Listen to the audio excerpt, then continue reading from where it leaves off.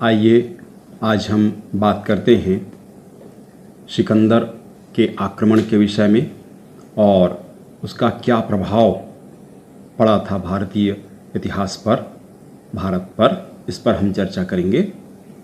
यह अध्याय इतिहास बीए प्रथम वर्ष के प्रथम प्रश्न पत्र की दूसरी इकाई का अंतिम अध्याय है। सिकंदर के आक्रमण की पृष्ठभूमि, इसमें सबसे पहले हम चर्चा कर लेंगे भारत और यूनान के संबंधों पर। भारत यूनान संबंध थर्मोपोली के युद्ध के समय से शुरू होता है। ये 480 ईस्वी पूर्व में यह युद्ध लड़ा गया था फारस और यूनान के मध्य। भारत की ओर से ख्यार्स नाम का योद्धा था जिसने भारतीय सेना का नेतृत्व किया था। फारस के पक्ष में, फारस और यूनान के बीच युद्ध हो रहा था। ख्यार्स ने भारतीय सेना का नेतृत्व किया और फारस के पक्ष में युद्ध लड़ने यूनान तक गया। यूनानी लोगों ने बेत की लकड़ी के अग्रभाग पर लोहे से बने हुए तीर, उसके नोक तथा सूती वस्त्रों को देखकर आश्चर्य व्यक्त किया था। वे हतप्रभ रह गए थे। ये प्रथम प्रमाण मिलता है भारत और यूनान के संपर्क का। दूसरा प्रमाण इतिहास में प्राप्त होता है। सुकरात के साथ एक भारतीय दार्शनिक मिला था। ईस्वी पूर्व 400 से ईस्वी पूर्व 399 के बीच ये दूसरा प्रमाण प्राप्त होता है। हेरोडोटस, जिनको इतिहास का जनक भी स्वीकार किया जाता है, इन्होंने भारतीयों के विषय में पर्याप्त लेखन किया है। ये तीसरा प्रमाण है कि यूनानी भारतीयों के विषय में जानते थे, उनको ज्ञात था और भारतीयों का संबंध था। चौथा प्रमाण कुछ समय पूर्व अफगानिस्तान में खुदाई से प्राप्त होता है। अय खनुम नाम का स्थान है जहां चांदी के सिक्के मिले हैं और इन सिक्कों में कृष्ण और बलराम के चित्र अंकित हैं और सिक्के के दूसरे पहलू में अगोथ क्लीस के ईश्वर का उल्लेख किया गया है। इसका अर्थ यह स्पष्ट होता है कि अगोथ क्लीस के ईश्वर कृष्ण और बलराम थे। यह इस बात से स्पष्ट होता है। यह प्रमाण भी पर्याप्त है कि कृष्ण और बलराम की पूजा उस क्षेत्र में भी होती थी या उसका ज्ञान यूनानी शासकों को था। यूनान 7वीं और 6वीं सदी ईसा पूर्व में समुन्नत राज्य के रूप में विद्यमान था। अधिकांश यहाँ पर गणतंत्र थे। धीरे धीरे गणतंत्रों का पतन शुरू हुआ और इस समय तक आते 4वीं सदी ईस्वी पूर्व तक राजतंत्रों का उदय वहाँ पर हो चुका था। सिकंदर के विषय में हम बात करें तो वह मकदूनिया का शासक था। कुछ स्थान पर मकदूनिया को मेसिडोनिया भी कहा गया है। उसके पिता फिलिप ने शक्तिशाली राज्य की स्थापना की थी। सिकंदर का जन्म 356 ईस्वी पूर्व में हुआ था। 20 वर्ष की अवस्था में 336 ईस्वी पूर्व में पिता की मृत्यु के पश्चात वह शासक बना था। पूरे यूनान पर अधिकार स्थापित हो चुका था। 2 वर्ष के पश्चात ही इसने विदेशों से युद्ध प्रारंभ कर दिया था।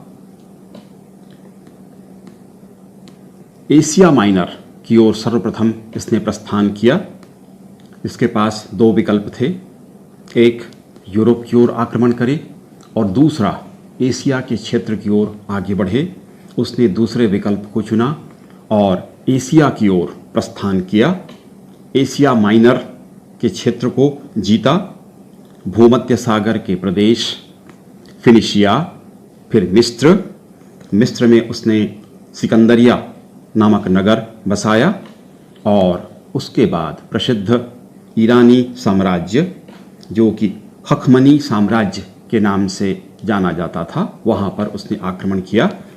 डेरियस तृतीय ईरान या फारस क्षेत्र के शासक थे। अरबेला का प्रसिद्ध युद्ध हुआ जिसमें सिकंदर विजयी हुआ। ईरान या फारस की राजधानी पर्शिपोलिस को उसने लूटा, भस्मीभूत किया ईस्वी पूर्व 330 में। उसके पश्चात आगे बढ़ा खुरासान, बैक्ट्रिया, समरकंद और उससे आगे बढ़ते हुए हिंदुकुश पर्वत को उसने पार किया, काबुल। इस क्षेत्र में जब वह पहुंचा तो भारत की ओर से तक्षशिला का शासक आम्भी उससे मिलने गया और भारत आने का आमंत्रण उसे दिया। आम्भी की शत्रुता पोरस के साथ थी और वह उससे बदला लेना चाहता था, इसलिए सिकंदर को उसने आमंत्रित किया।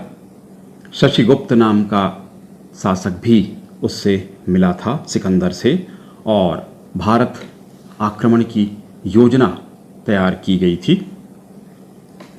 जिस समय सिकंदर ने भारत पर आक्रमण किया उस समय भारत की स्थिति, विशेषकर उत्तर भारत की स्थिति के विषय में हम चर्चा करेंगे, उत्तर पश्चिम और उत्तरी क्षेत्र में।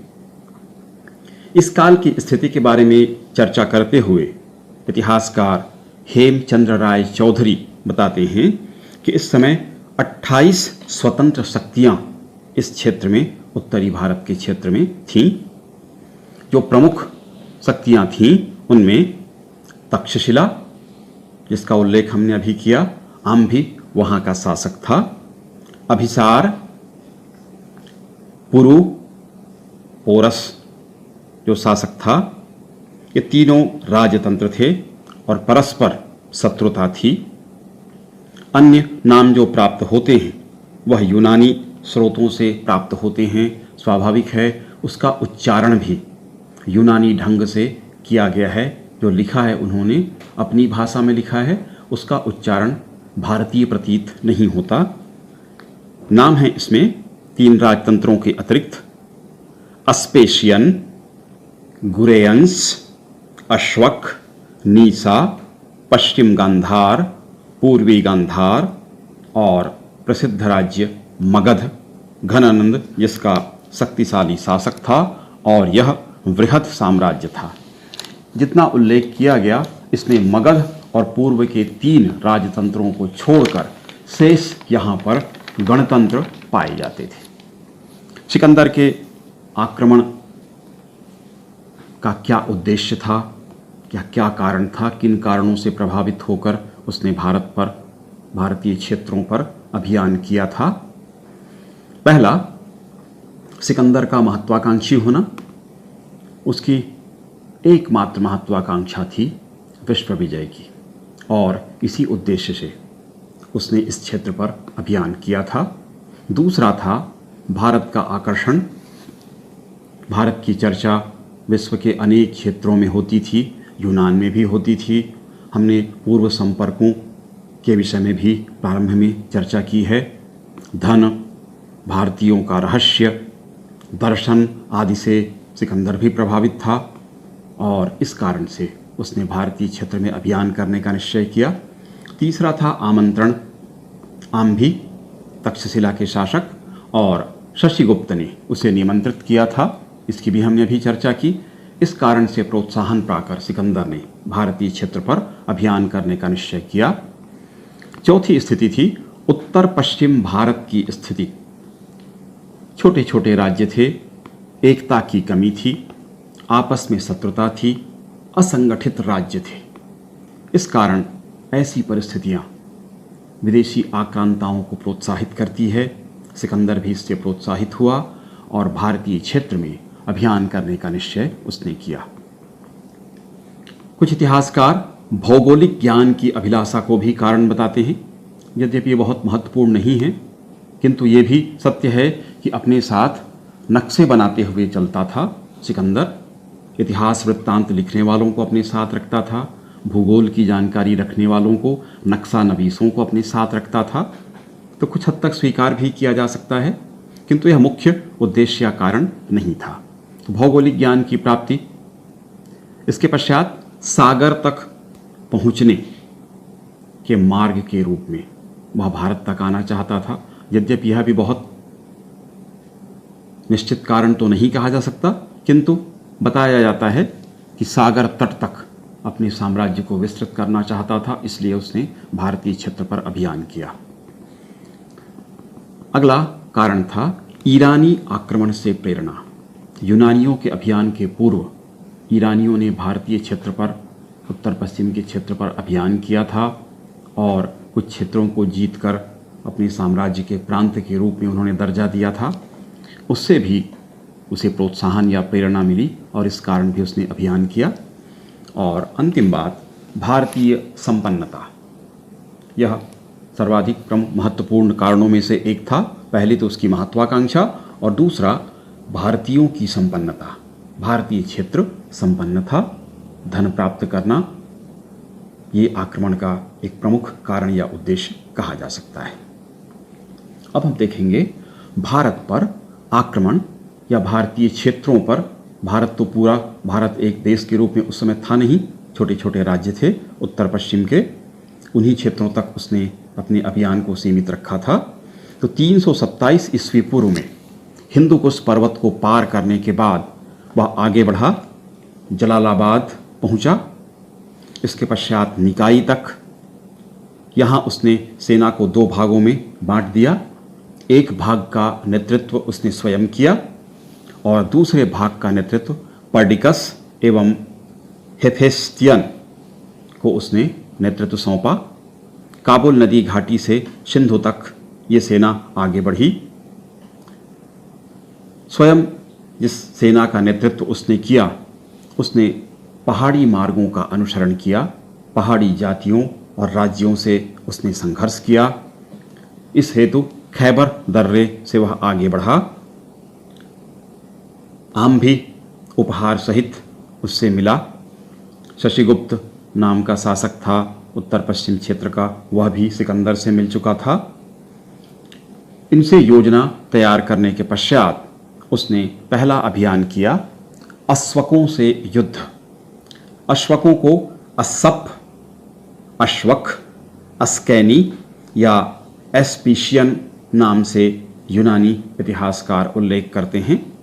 एरियन ने विवरण दिया है कि भीषण युद्ध हुआ, 40,000 सैनिक बंदी बनाए गए और 2,40,000 बैल एकत्र किए गए। निश्चित रूप से विवरण अतिशयोक्तिपूर्ण है। पहाड़ी क्षेत्र में 40,000 यदि बंदी बनाए गए थे तो लाख से ऊपर सैनिक रहे होंगे। इतनी बड़ी संख्या सैनिकों की वहाँ नहीं हो सकती, क्योंकि विरल आबादी का क्षेत्र होता है। 2,40,000 बैल, यह भी अतिशयोक्तिपूर्ण विवरण प्रतीत होता है। तो यूनानी इतिहासकारों ने इस प्रकार का विवरण लिखा है, जो बढ़ा चढ़ाकर लिखा गया प्रतीत होता है। तो अश्वकों को उसने पराजित किया।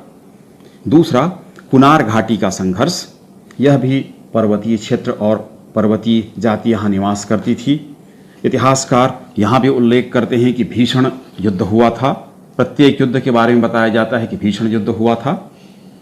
सिकंदर घायल भी हो गया, बड़ा क्रोधित हुआ और इसके पश्चात, युद्ध के पश्चात, विजय के बाद उसने नरसंहार यहाँ पर किया, इस क्षेत्र का दमन किया और दमन के लिए उसने क्रेटरस को नियुक्त किया और स्वयं पंचकोर घाटी की ओर आगे बढ़ा। तीसरा उसका युद्ध था मस्सक का दुर्ग। ये अश्वकायनों के साथ उसका संघर्ष था।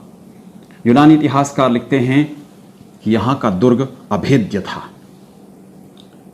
सिकंदर ने घेरा डाला, विजय की आशा नहीं रही, किंतु दुर्योग से या सिकंदर के दृष्टिकोण से कहा जाए तो संयोग से अस्सकेनस जो वहाँ का राजा था, यह भी यूनानी ढंग से दिया हुआ नाम है, इस तरह के नाम भारतीयों के नहीं होते।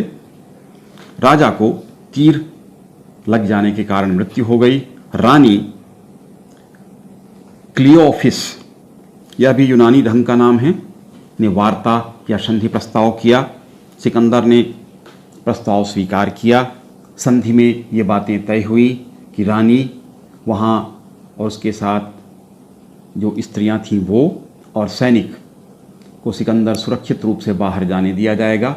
इस शर्त पर दुर्ग का द्वार, किले का द्वार खोला गया, लेकिन सिकंदर ने विश्वासघात किया और भारतीयों पर आक्रमण कर दिया। स्त्रियों सहित सैनिकों ने ज़बरदस्त संघर्ष किया और युद्ध लड़ते हुए मारे गए।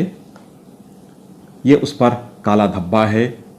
यूनानी इतिहासकारों ने भी स्वयं लिखा है कि इस प्रकार से धोखेबाजी का कार्य उसने किया था। मस्तक का दुर्ग इस तरह से जीता गया। अगला, नीसा पर विजय। नीसा क्षेत्र में न्यासा इनका प्रमुख नगर या राजधानी थी। ज़्यादा विरोध नहीं किया गया, समर्पण किया गया। 300 घुड़सवार इनको भेंट किए गए। अगला, वजिरा या औरा पर विजय। बजौर घाटी, रवात घाटी, वजिरा और औरा के क्षेत्र पर सिकंदर ने अधिकार किया, ये उल्लेख प्राप्त होता है। छठा, अस्वकों से संघर्ष। पेशावर घाटी से आगे बढ़ते हुए पुष्कलावती के अष्टकों ने इसका विरोध किया था। यूनानी विजयी हुए। फिलिप की अध्यक्षता में सिकंदर ने यहाँ पर यूनानी स्कंधवार की स्थापना की। स्कंधवार कहा जाता है निवास के लिए, सैनिकों के लिए, व्यापारियों के लिए भवन बनाया गया था, स्कंधवार उसे कहा जाता है। सातवां, आर्नों की विजय। सिंधु तट पर पीसार व उनसार पर्वतीय क्षेत्र थे। अस्सकेनाई जाति, ये भी यूनानी नाम दिया हुआ है। भारतीयों के मदद से इस क्षेत्र को जीता गया, आर्नों के क्षेत्र को। इस तरह के नाम आर्नो, अस्सकेनाई ये भारत में नहीं पाए जाते हैं। तक्षशिला द्वारा आधिपत्य स्वीकार करना। सिकंदर की सेना आगे बढ़ी। ओहिंद नाम के स्थान पर 1 माह के विश्राम के पश्चात सिंधु नदी को पार कर तक्षशिला इसकी सेना पहुंची सिकंदर की। आम्भी ने अधीनता मान ली, भेंट उपहार दिए, सिकंदर का यथोचित स्वागत किया और उसके बाद पोरस से युद्ध की तैयारी की। आम्भी इसीलिए सिकंदर को यहाँ तक आमंत्रित किया था कि पोरस के साथ उसे बदला लेना है, उसका पड़ोसी राज्य था। तो पोरस के साथ युद्ध, कर्री नाम के रण क्षेत्र में यह युद्ध लड़ा गया था। झेलम और चिनाब नदी के मध्य का क्षेत्र था जो कैकेय कहलाता था, ये पोरस का राज्य था। सिकंदर ने पहले संदेश भेजा कि पोरस उसकी अधीनता स्वीकार कर ले, किंतु पोरस ने ऐसा करने से इनकार किया और सिकंदर को यह संदेश भिजवाया कि वह रण क्षेत्र में उसका स्वागत करेगा।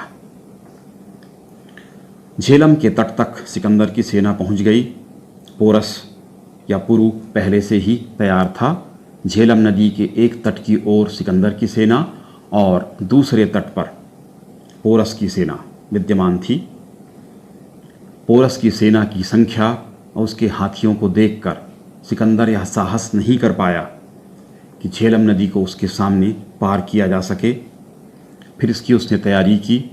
16 मील दूर से घुमावदार नदी, जहाँ पर घुमावदार स्थिति में थी और द्वीप जैसी स्थिति बन गई थी, उस स्थान से सेना की एक टुकड़ी उसने पार कराने का निश्चय किया। रात में उसे नदी पार करने का निर्देश दिया गया। जिस रात खूब बारिश हो रही थी, पानी गिर रहा था, गरज चमक वाली रात थी। दूसरी ओर सिकंदर के शिविर में नाच गान का कार्यक्रम चलता रहा ताकि पोरस की सेना को धोखा दिया जा सके। और 16 मील दूर घुमावदार रास्ते से, जहाँ पर नदी घूम रही थी, उस स्थान से, क्योंकि वहाँ पर नदी का बहाव कम हो गया था, वहाँ से सेना की एक टुकड़ी ने नदी को पार किया। शेष सेना युद्ध प्रारंभ होते होते सिकंदर की सहायता के लिए पहुँच गई थी। 5000 अग्रगामी सैनिक अश्वदल लेकर पोरस की सेना पर आक्रमण करने के लिए सिकंदर की सेना आगे बढ़ी। पोरस के पुत्र ने, यूनानी इतिहासकार लिखते हैं, 2000 सैनिक, अश्वारोही सैनिक और 120 रथ लेकर आगे बढ़ा, किंतु उसे पराजित होकर वापस लौटना पड़ा, क्योंकि रथ कीचड़ में फंस गए थे, बेकार हो गए। उसे वापस होना पड़ा, पराजित होना पड़ा। इसके पश्चात पोरस की पूरी सेना सामने आ गई। पोरस की सेना की व्यूह रचना इस प्रकार थी। अग्रभाग हस्ती सैनिकों से, हाथी की सेना, ये भारतीयों की युद्ध पद्धति ही थी, क्योंकि हाथी विशालकाय होते हैं और उसका प्रभाव भी शत्रु सैनिकों पर पड़ता है, जैसा कि सिकंदर पर भी पड़ा था। हस्ती सैनिकों को देखकर ही उसे भय हुआ था। उसने कहा भी था कि मेरा साहस अब अतिक्रमण कर रहा है। ये बनेले और आक्रमणकारियों को देखकर वह भयभीत हुआ था, इसका उल्लेख प्राप्त होता है। तो अग्रभाग में हस्ती सैनिक, दोनों पार्श्व में अश्व सैनिक, हस्ती सेना के पीछे धनुर्धारी सैनिक थे। इस व्यूह रचना के साथ युद्ध प्रारंभ हुआ। सिकंदर बहुत चिंतित हुआ और उसने वाम पार्श्व पर तीव्र आक्रमण किया। वर्षा अधिक होने के कारण मिट्टी गीली हो चुकी थी। हाथी सैनिक या हस्ती सेना तीव्र आक्रमण नहीं कर पा रही थी। रथ बेकार हो गए थे। तीर भी ठीक से नहीं चल पा रहे थे, क्योंकि बड़े तीर होते थे भारतीयों की ज़मीन में रखकर प्रत्यंचा खींची जाती थी, उससे भी तकलीफ शुरू हुई। और यूनानी तीरों से हाथी भड़क गए पोरस के, और वे शत्रु सैनिकों को तो कुचल ही रहे थे, पर कुछ हाथी पलटकर अपनी सेना में ही भगदड़ मचाने लगे। ऐसी परिस्थिति में सारी शक्ति पोरस ने झोंक दी और ऐसा लगने लगा कि संभवतः सिकंदर परास्त हो जाएगा। किंतु इसी समय यूनानियों की परंपरा थी रिजर्व सैनिक रखने की। रिजर्व सैनिक आ गए और उन्होंने तीव्र आक्रमण पोरस की सेना पर कर दिया। पोरस पुत्र ने जबरदस्त संघर्ष किया और 4000 सैनिकों के साथ मृत्यु को प्राप्त होने के पूर्व सिकंदर जिस रथ पर सवार था उस पर उसने आक्रमण किया। बुकेफेला, जो उसका प्रसिद्ध घोड़ा था जिसके नाम से उसने बाद में नगर बसाया था, वह मारा गया और सिकंदर के स्कंध या उसके रथ पर भी उसने चोट की, किंतु सिकंदर के आक्रमण में वह मारा गया। पोरस ने अंत तक संघर्ष किया। 9 घाव उसके शरीर में लगे और लगभग मूर्छित अवस्था में, अर्धमूर्छित अवस्था में उसको सिकंदर के समक्ष पेश किया गया। उससे पूछा सिकंदर ने कि तुम्हारे साथ किस प्रकार व्यवहार किया जाए, तो उसने उत्तर दिया कि नृपोचित व्यवहार हो, एक राजा जैसे दूसरे राजा से करता है इस तरह का व्यवहार मेरे साथ हो, ऐसा उल्लेख यूनानी इतिहासकार करते हैं। और इस प्रकार उसके व्यवहार से सिकंदर प्रभावित हुआ और उसने उससे मित्रता करनी उचित समझी और उसका राज्य उसको वापस सौंप दिया। इस युद्ध में आम्भी पर भी पोरस ने भाले से प्रहार किया था। संयोगवश वह बच गया था, क्योंकि वह देशद्रोही उसको मानता था और इसलिए उसका अंत करना चाहता था। सिकंदर ने उससे मित्रता की और बुकेफेला, जो उसका घोड़ा था, प्रिय घोड़ा था, उसके नाम पर उसने एक नगर बसाया और निकाइया, बुकेफेला और निकाइया या निकाई नगर, 2 नगर इस समय उसने बसाए। एक तो उसके घोड़े के स्मरण में था और दूसरा निकाइया पोरस को पराजित करने के उपलक्ष्य में उसने बसाया, ऐसा यूनानी इतिहासकार वृत्तांत लिखते हैं। 10वां ग्लोग निकाई से युद्ध। ये सारे नाम यूनानी ढंग से लिखे हुए हैं। भारत में इस तरह के राज्य या नाम नहीं पाए जाते। चिनाब के पश्चिम तट पर राज्य था। यूनानी इतिहासकार लिखते हैं कि 37 नगर थे वहाँ पर।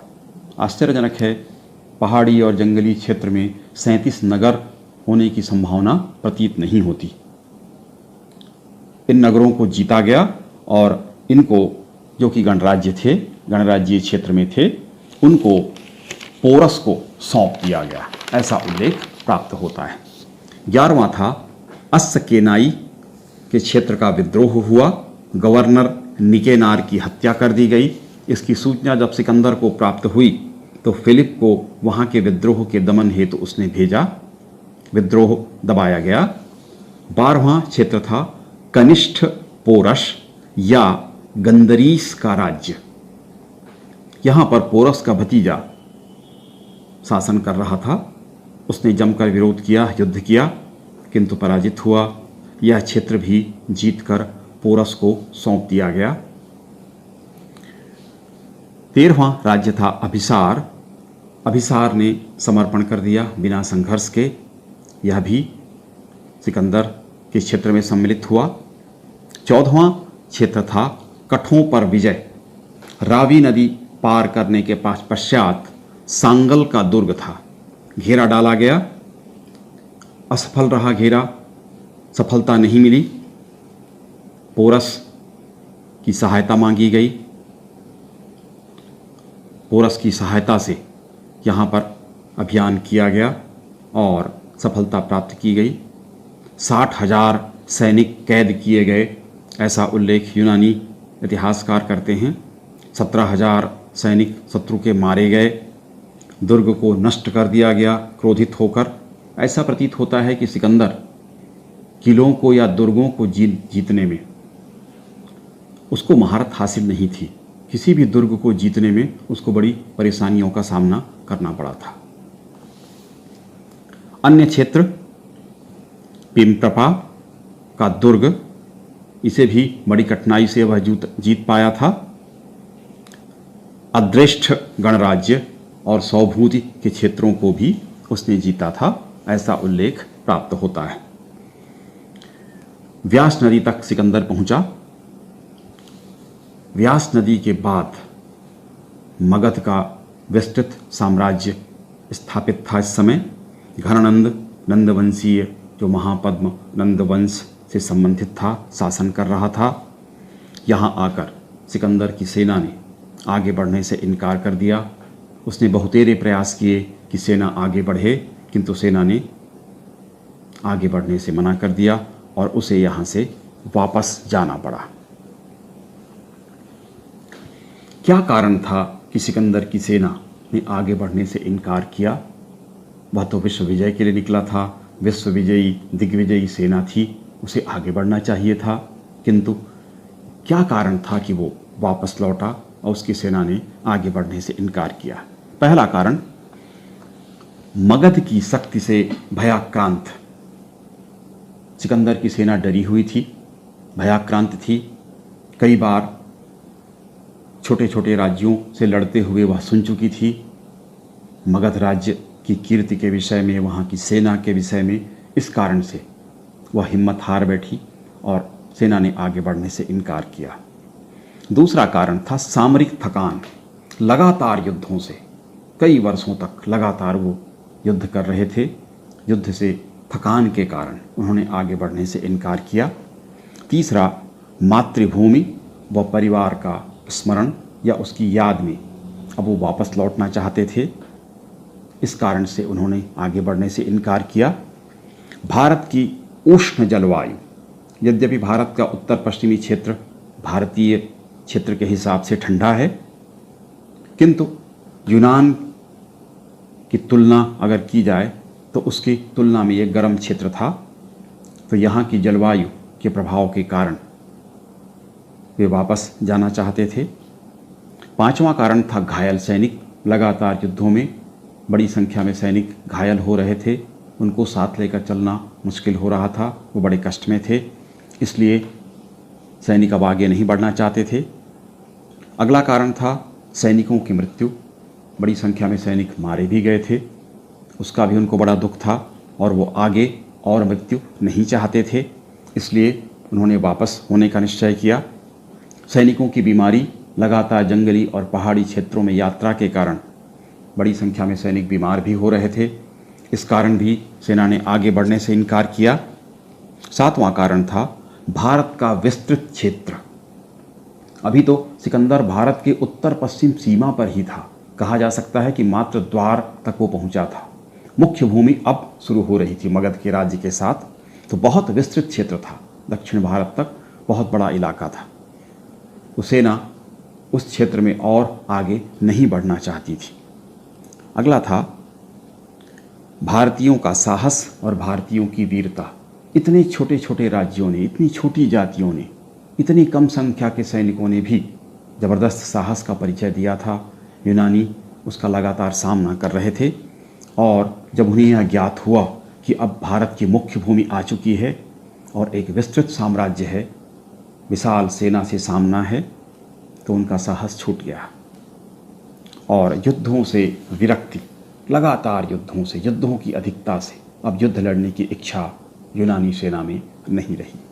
तो ये कुछ कारण बताए जाते हैं जिन कारणों से सिकंदर की सेना ने आगे बढ़ने से मना कर दिया। परंतु मुख्य कारण यदि कहा जाए तो मगध की सेना और उसकी शक्ति से भयभीत होना इनका प्रमुख कारण था। अब हम देखेंगे सिकंदर इसके बाद वापस होता है। सर्वप्रथम विजित क्षेत्रों की उसने व्यवस्था की, जीते गए क्षेत्रों की व्यवस्था की। झेलम के तट पर विशाल दरबार उसने आयोजित किया। जितने क्षेत्रों को जीता था उन सभी शासकों को आमंत्रित किया और बंटवारा किया इस क्षेत्र का। पहला था सिंधु और उसके उत्तर पश्चिम क्षेत्र, सिंधु नदी के उत्तर पश्चिम का क्षेत्र फिलिप को उसका अधिकारी या शासक नियुक्त किया गया। क्षत्रप कहा जाता था इनको, क्षत्रप नियुक्त किया। दूसरा, झेलम और व्यास नदियों के बीच का जो क्षेत्र था वह पोरस को वहाँ का शासक या क्षत्रप बनाया गया। तीसरा था सिंधु नदी और झेलम नदी के मध्य का क्षेत्र देशद्रोही आम्भी को दिया गया। चौथा, कश्मीर व ऊर्सा का क्षेत्र अभिसार राज्य में सम्मिलित कर दिया गया। इस प्रकार 4 भागों में उसने विजित क्षेत्रों को विभक्त किया और उसके बाद उसने प्रस्थान किया वापस यूनान के लिए। पोरस के साथ उसने मंत्रणा की। जल यात्रा के लिए, सिंधु नदी में यात्रा के लिए 2000 नावें तैयार की गईं। नदी के दोनों ओर थल सैनिकों को आगे बढ़ने के लिए कहा गया। संख्या बताई जाती है 1,20,000। जल सेना या जल यात्रा निर्याकस के नेतृत्व में चला। जब सिकंदर वापस हो रहा था, भीषण संघर्ष उसको करना पड़ा। भारतीय पहाड़ी जातियों ने लगातार उसके ऊपर आक्रमण किया, संघर्ष किया। पहला राज्य था शिवी और अग्रश्रेणी, राबी और चिनाब के संगम पर इन्होंने संघर्ष किया। सिकंदर विजयी हुआ। दूसरा, मालव और क्षुद्रक ये गणतंत्र थे। पतंजलि लिखता है कि क्षुद्रकों ने सिकंदर को परास्त किया। सीने में घाव भी लगा। सिकंदर की मृत्यु होते होते बची, ऐसा उल्लेख प्राप्त होता है। इतिहासकार जायसवाल लिखते हैं कि संभवतः सिकंदर ने इनके साथ संधि की और उसके बाद वह आगे बढ़ सका। पतंजलि ने स्पष्ट उल्लेख किया है कि सिकंदर पराजित हुआ था। डॉक्टर जायसवाल का कथन यदि सही है तो पराजित होने के बाद उससे संधि की और उसके बाद आगे बढ़ा। अगला, अम्बष्ठों और वशाती, सिंधु चिनाब नदी के संगम पर यह संघर्ष हुआ।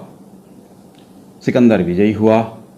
प्रास्थ व शाम्बों के साथ संघर्ष, इन्होंने अधीनता मानी, किंतु यहाँ निवासरत ब्राह्मणों ने उसे स्वीकार नहीं किया और आमरण संघर्ष किया। और अंतिम राज्य था सौगादी, सिंध का क्षेत्र ब्राह्मण राज्य था। इन्होंने भी संघर्ष किया किंतु अंत में पराजित हुए। पट्टल या पाटल इनकी राजधानी थी, उसको जीतकर सिकंदर यूनान की ओर अग्रसर हुआ। जेड्रोशिया पहुंचा, जहां पर तीनों सेनाएं मिली। लंबे विश्राम के पश्चात 324 ईस्वी पूर्व में वह सूसा के क्षेत्र में पहुंचा और 323 में बेबीलोन तक पहुंचा। अधिक शराब का सेवन करने के कारण, वापसी के समय शरीर पर लगे घावों के कारण, जिसका उल्लेख हमने क्षुद्रकों से युद्ध में किया था, और ज्वर आने के कारण उसकी आकस्मिक मृत्यु हुई। 32 वर्ष की अवस्था में सिकंदर मृत्यु को प्राप्त हुआ। वह अपने मातृभूमि तक वापस नहीं पहुंच सका। भारतीयों के पराजय या सिकंदर के विजय के कारणों पर हम चर्चा करेंगे। पहला, राजनीतिक एकता की कमी। उत्तर पश्चिमी भारत में जिन क्षेत्रों पर सिकंदर ने आक्रमण किया, एकता की कमी थी। यहाँ के निवासी देश और विदेश में अंतर नहीं करते थे। स्पष्टतः कहें तो राष्ट्रीयता की भावना, भारतीय राष्ट्रीयता की भावना नहीं थी। इस कमी के कारण पराजित हुए और सिकंदर विजयी हुआ। परस्पर शत्रुता, यहाँ के राज्य आपस में शत्रु थे। इसका उल्लेख हम आम्भी और पोरस के विषय में कर चुके हैं। परस्पर शत्रुता के कारण पराजय का मुख उन्हें देखना पड़ा। प्रमुख राज्यों की उदासीनता, मगध की राज्य सीमा व्यास नदी तक थी, किंतु मगध राज्य पूरी तरह उदासीन बना रहा। कोई भी हस्तक्षेप उसने इस क्षेत्र में नहीं किया। तो प्रमुख राज्यों के अहस्तक्षेप की नीति के कारण या उदासीनता के कारण सिकंदर सफल हुआ। सिकंदर का कुशल नेतृत्व, वह योजना बनाता था, व्यूह रचना करता था, सैनिकों को प्रेरित करता था और युद्ध में स्वयं नेतृत्व करता था। तो कुशल नेतृत्व के कारण सिकंदर विजयी हुआ। भारतीय सेनाओं की दुर्बलता, हाथियों को युद्ध में सबसे सामने रखते थे, जबकि आक्रमणकारी थे वो घोड़ों या अश्व की सवारी या आक्रमण को अधिक महत्वपूर्ण मानते थे। हाथी दिखते अवश्य विशालकाय हैं, लेकिन उनसे तीव्र आक्रमण संभव नहीं हो सकता। न ही हाथियों में सवार होकर भागा जा सकता है। तीव्र भागना भी संभव नहीं है और आक्रमण भी संभव नहीं है। तो हाथी के सैनिकों को सबसे सामने भारतीय अपनी युद्ध प्रणाली में रखा करते थे। इसी प्रकार धनुर्धर बड़े धनुषों का प्रयोग करते थे, जिनको जमीन पर रखकर तीर छोड़ा जाता था। छोटे तीर या छोटे धनुषों का प्रयोग नहीं होता था। तो बहुत सारी दुर्बलताएं थीं। चतुरंगिणी सेना होती थी, व्यूह रचना में भी कुछ कमियां थीं। तो इस कारण से भी भारतीय पराजित हुए। आकस्मिक कारण भी इसके लिए जिम्मेदार थे, जैसे पोरस के साथ युद्ध करते हुए बारिश का हो जाना, जिसके कारण हस्ती सैनिक रथ और धनुष या तीर चलाने में दिक्कतों का सामना करना पड़ा। ऐसे कई स्थानों पर आकस्मिक कारण हुए। मस्सक के दुर्ग के समय भी और अन्य दुर्गों के विजय में भी राजा का मारा जाना या संधि का पालन न किया जाना, ये कई आकस्मिक कारण थे। विश्वासघात सिकंदर ने किया, विशेषकर दुर्गों को जीतने में। मस्सक का दुर्ग और अनेक स्थानों पर उसने धोखे की नीति अपनाई, इस कारण भी सफल हुआ। यूनानियों की रणनीतिक कुशलता, जैसे रिजर्व दल रखना, अच्छे ढंग से व्यूह रचना करना, घुड़सवार सैनिकों की संख्या अधिक रखना और योजना बनाकर युद्ध करना, विजय हेतु युद्ध करना, तो ये रणनीतिक कुशलता थी यूनानियों की। यूनानियों का सैनिक अनुशासन, विजय का लक्ष्य लेकर पूरे अनुशासन के साथ वो युद्ध किया करते थे, इसलिए भी सफल हुए। और यूनानी व्यूह रचना महत्वपूर्ण थी, जिसके कारण उनको सफलता मिली। अब हम देखेंगे सिकंदर के आक्रमण का क्या प्रभाव पड़ा। स्पष्टतः इसमें दो पक्ष हैं। एक पक्ष अपने तर्कों से यह सिद्ध करता है कि सिकंदर का आक्रमण प्रभावहीन था, और दूसरा पक्ष यह बताता है कि सिकंदर का आक्रमण प्रभावपूर्ण था। स्मिथ लिखता है, सिकंदर रूपी तूफान के समक्ष भारतीय नतमस्तक हुए तथा तूफान के गुजर जाने के पश्चात पुनः अपने विचारों में गोता खाने लगे। इसी प्रकार राधा कुमुद मुखर्जी भी लिखते हैं, सिकंदर के भारतीय अभियान ने साहित्य जीवन तथा शासन किसी पर भी स्थायी प्रभाव नहीं छोड़ा। स्पष्टतः ये बताना चाहते हैं दोनों लेखक कि सिकंदर के आक्रमण का कोई प्रभाव नहीं पड़ा था। उत्तर पश्चिम सीमा पर सिकंदर पूरी अवधि अगर देखी जाए तो 19 माह के लगभग भारत में रहा, वह भी पूरे भारत में नहीं, केवल उत्तर पश्चिमी सीमा में रहा। प्रभावपूर्ण जो इतिहासकार मानते हैं कि सिकंदर का आक्रमण प्रभावपूर्ण था, उनमें डॉक्टर R.S. त्रिपाठी,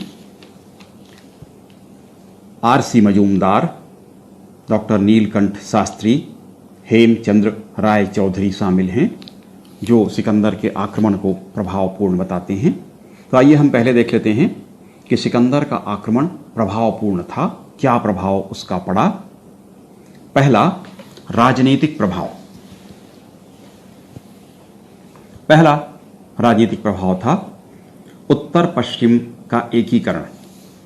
सिकंदर ने पंजाब और सिंध के छोटे छोटे क्षेत्रों को जीतकर एक कर दिया और यहाँ पर छत्रप शासन प्रणाली उसने लागू की, तो पूरे क्षेत्र का एकीकरण का श्रेय सिकंदर को जाता है।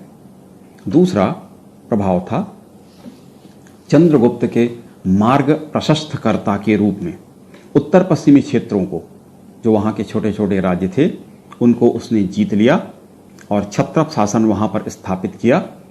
किंतु सिकंदर के भारत से प्रस्थान के बाद ये क्षेत्र कमज़ोर हो गए और इस कारण इस क्षेत्र को जीतना चंद्रगुप्त के लिए आसान हुआ। तो एक तरह से सिकंदर चंद्रगुप्त का मार्ग प्रशस्तकर्ता सिद्ध हुआ। तीसरा, भारतीय कमियां उजागर हुई, स्पष्ट हुआ। सैन्य संगठन की कमजोरी, सैन्य संचालन की कमजोरी, युद्ध प्रणाली, एकता की कमी, ये सारे तथ्य भारतीयों के समक्ष स्पष्ट हुए। सैन्य जागरूकता प्रोत्साहित हुई।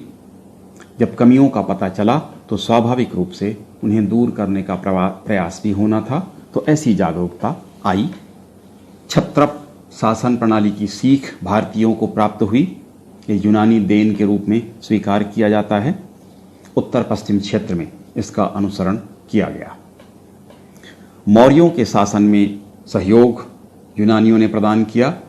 जब यूनानी राज्य यहाँ पर समाप्त हो गया तो जो लोग यूनानी शासन या प्रशासन में थे वो चंद्रगुप्त मौर्य तक पहुँचे और उन्होंने शासन करने में उसकी मदद की।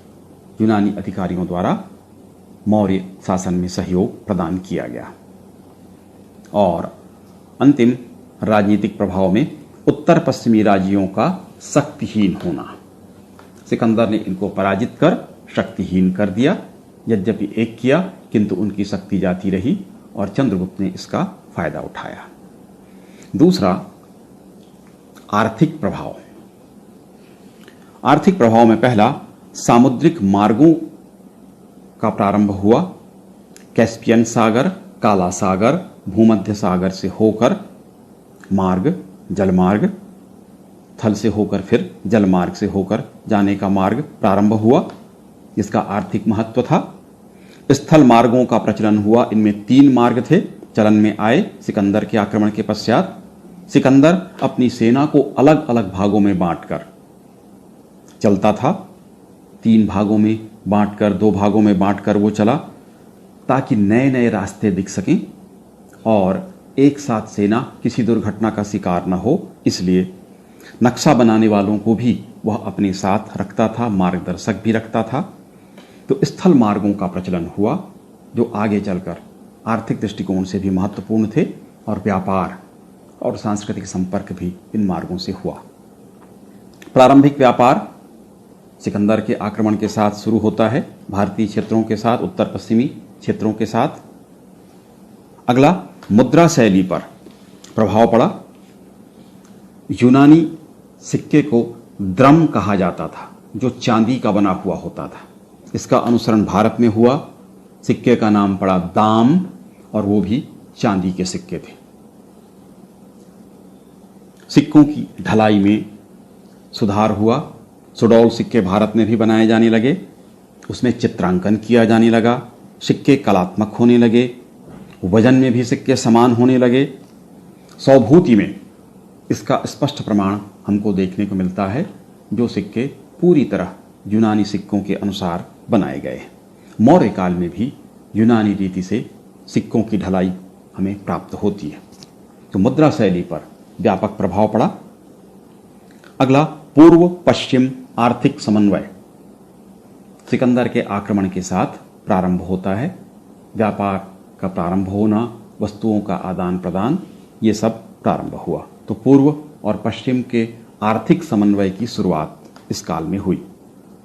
छठा, यूनानी उपनिवेश। बैक्ट्रिया में जो भारतीय हिस्सों से लगा हुआ था, उसके साथ लगातार संपर्क होता रहा। यूनानी उपनिवेश बैक्ट्रिया में दूर तक था, किंतु बैक्ट्रिया के साथ भारतीयों का संपर्क हुआ, उसका भी आर्थिक प्रभाव देखने को मिलता है। तीसरा, सांस्कृतिक प्रभाव।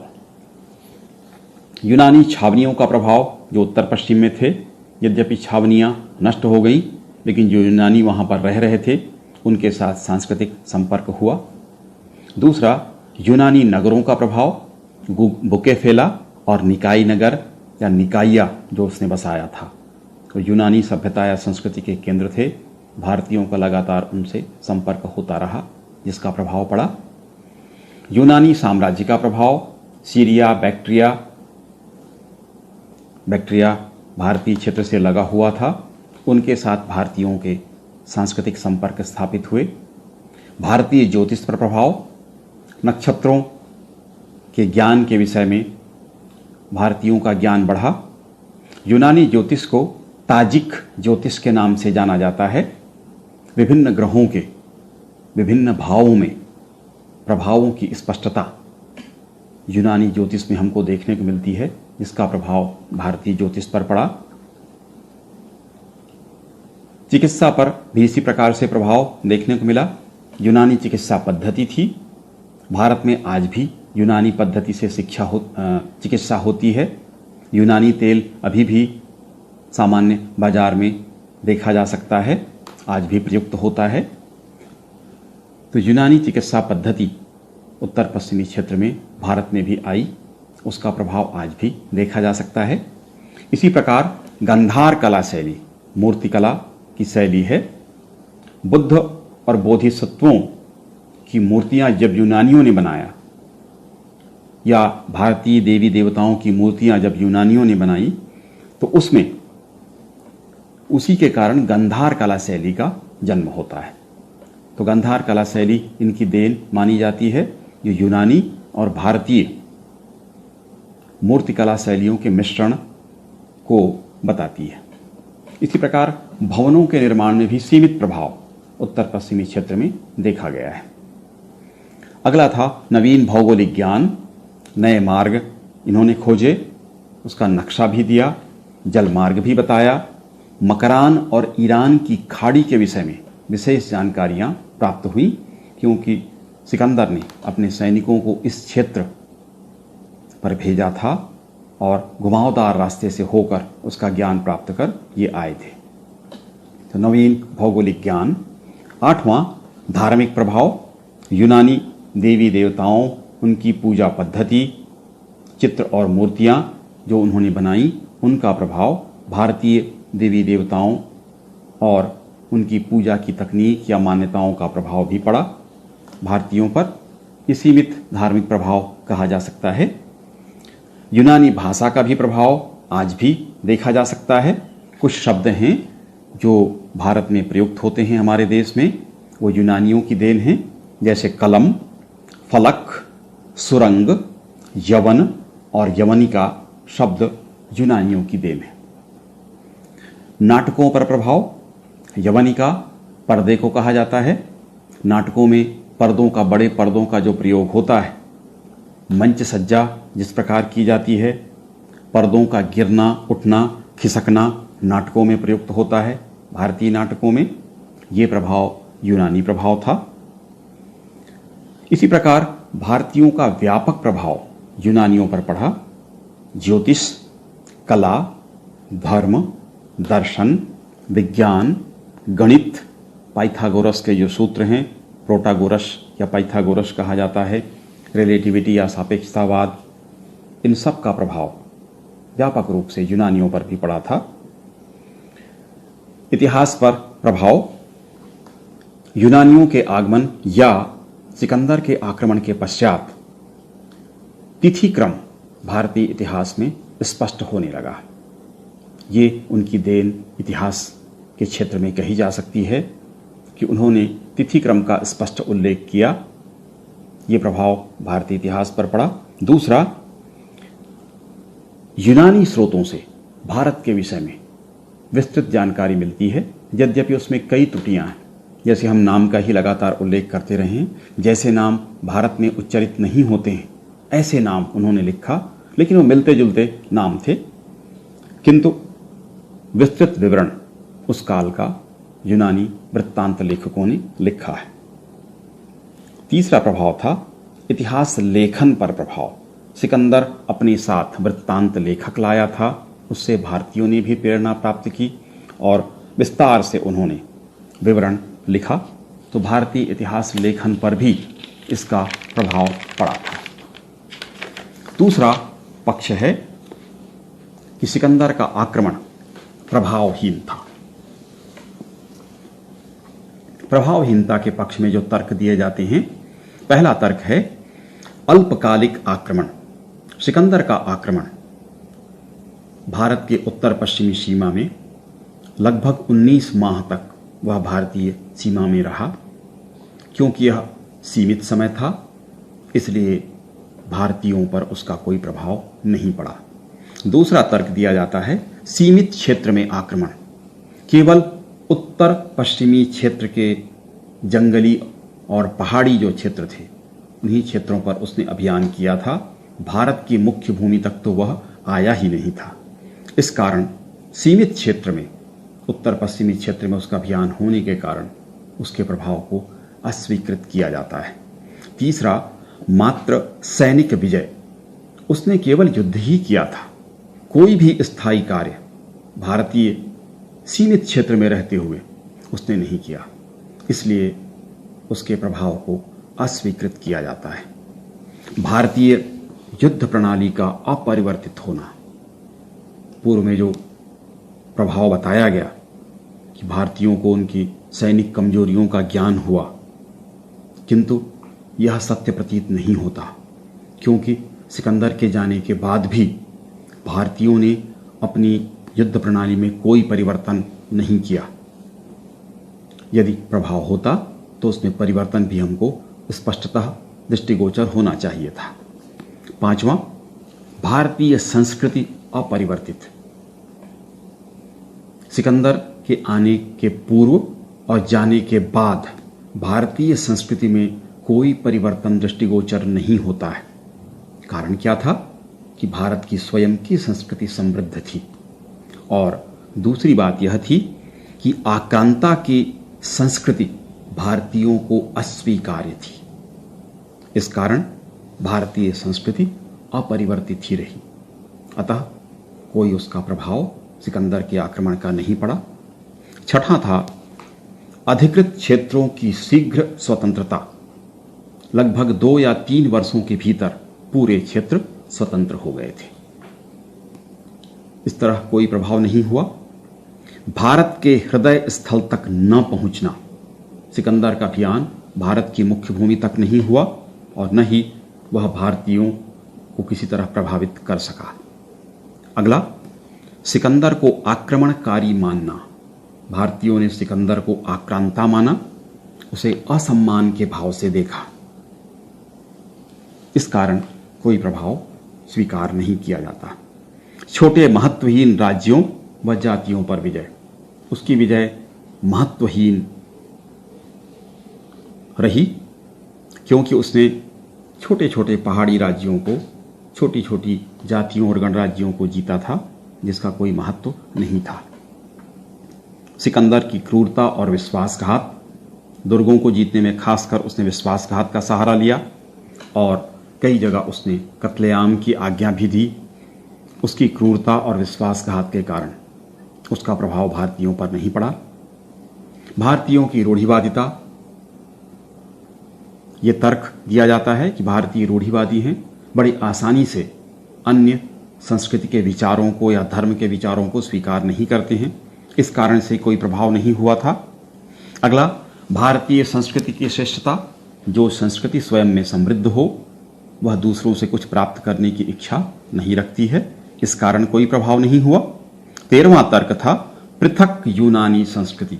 यूनान की संस्कृति भारतीय संस्कृति से पर्याप्त मात्रा में भिन्नता रखती थी, इसलिए उसे स्वीकार करने को भारतीय तत्पर नहीं हुए। जनता से सीधा संपर्क नहीं, सिकंदर या उसकी सेना का जनता से सीधा संपर्क नहीं हुआ, इस कारण से कोई प्रभाव नहीं हुआ। अगला, भारतीयों द्वारा महत्व नहीं देना। भारतीयों ने सिकंदर को अधिक महत्व ही नहीं दिया। जिसे हम महत्व देते हैं उनसे हम कुछ सीखते हैं, इस कारण से भी कोई प्रभाव नहीं हुआ। सिकंदर की छवि एक लुटेरे की भांति थी, आक्रांता आक्रमणकारी लुटेरा भारतीयों ने माना, इस कारण उससे कुछ सीखने का प्रश्न ही उत्पन्न नहीं होता था। 17वां तर्क दिया जाता है यूनानियों का विजयोन्माद। विजय के उन्माद में उन्होंने भारत में प्रवेश किया था, अपने आप को विजेता समझते थे, शासक समझते थे, इस कारण भारतीयों ने कुछ उनसे नहीं सीखा। और अंतिम, भारतीय साहित्य में उल्लेख प्राप्त नहीं होता है। यदि उसका आक्रमण महत्वपूर्ण था तो भारतीय साहित्य में उसका उल्लेख प्राप्त होना चाहिए था, किंतु उसका उल्लेख प्राप्त नहीं होता है। तो ये प्रभावहीन होने के पक्ष में तर्क थे। निष्कर्ष के रूप में कहा जा सकता है, दोनों पक्ष के तर्कों को सुनने के बाद कि सिकंदर का आक्रमण प्रभावपूर्ण था और दूसरे पक्ष में प्रभावहीन था। प्रभावहीन होने के तर्क अधिक महत्वपूर्ण प्रतीत होते हैं, किंतु सत्य दोनों के मध्य है। सीमित प्रभाव हुआ था, प्रभाव तो अवश्य हुआ था, सीमित क्षेत्र में सीमित प्रभाव को अवश्य स्वीकार किया जा सकता है। ज्योतिष, चिकित्सा, इतिहास में तिथियों का क्रम, मूर्तिकला की गांधार शैली, मुद्राओं पर प्रभाव, क्षत्रप शासन प्रणाली, व्यापार, सांस्कृतिक आदान प्रदान अवश्य हुआ था। यद्यपि यह सीमित क्षेत्र में ही हुआ, किंतु इन पर प्रभाव अवश्य हुआ था। Professor H.G. रॉलिंसन का कथन उल्लेखनीय प्रतीत होता है। सिकंदर तैमूर अथवा नादिर शाह जैसा आक्रांता नहीं था। सिकंदर तैमूर अथवा नादिर शाह जैसा आक्रांता नहीं था। उसका उद्देश्य मात्र लूट नहीं था, बल्कि एक स्थायी साम्राज्य की स्थापना करना भी था। फिर भी यह स्वीकार करना पड़ेगा कि सिकंदर का आक्रमण आंधी की भांति था, जो नष्ट करता है, सृजन नहीं करता है। अब हम विचार करेंगे एक प्रश्न जो महत्वपूर्ण है कि क्या सिकंदर महान था, जो उसके नाम के साथ सिकंदर महान लिखा जाता है। इस पर हम विमर्श करेंगे। यूनानी इतिहासकारों ने उसे महान कहा था। इस पर यह स्पष्टतः कहा जा सकता है कि एक युद्धोन्मादी अपरिपक्व युवा शासक बनता है और अपनी सेना व देश को युद्ध की विभीषिका में ढकेल देता है, झोंक देता है। शासक बनते ही उसका युद्ध का क्रम प्रारंभ हो जाता है। लक्ष्य मात्र इतना कि वह विश्व विजेता बनना चाहता था, विश्व विजेता कहलाना चाहता था। कुछ एक विजयों को यदि छोड़ दिया जाए तो उसकी अधिकांश विजयें महत्वहीन थीं। भारतीय क्षेत्र का कोई भी युद्ध महत्व देने योग्य नहीं था। सारे राज्य या जातियां बहुत छोटी शक्तियां थीं। यूनानी वृत्तांत लेखकों ने अतिशयोक्तिपूर्ण विवरण दिया है।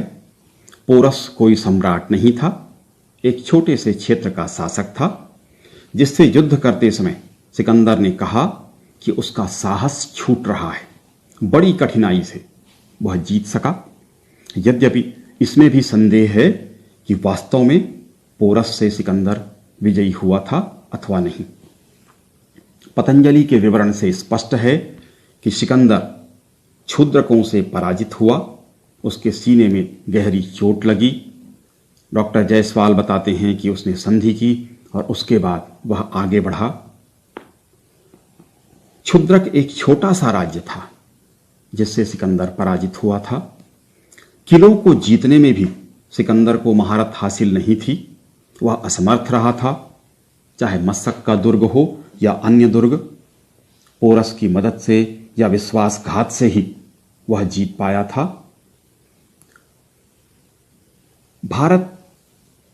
भारतीय क्षेत्र की छोटी विजयें भी उसे देशद्रोही आम्भी, शशिगुप्त तथा मित्र पोरस की सहायता से ही प्राप्त हो पाई थी।